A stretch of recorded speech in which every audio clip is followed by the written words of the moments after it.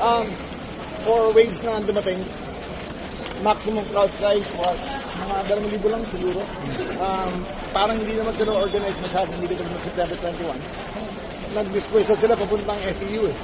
So, hindi naman kami bababa ng guard, tuloy lang masid namin dito. Pero so far, under control naman lahat. Meron bang info? Meron, lagi naman mayroon info na ganyan.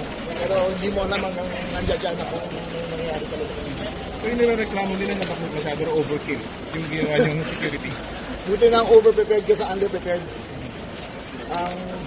Ang seguridad ng bansa kasi binabantayan natin dito eh. Hindi naman isang tao, hindi naman isang building, pero buong bansa to. Kasi payagan natin na anarchy ang manual dito. So far wala naman po arrested? Wala naman po arrested? Wala naman. Meron lang under questioning. Kasi parang fake ang media credentials. So, under questioning na naman, hindi ko naman sila arrested.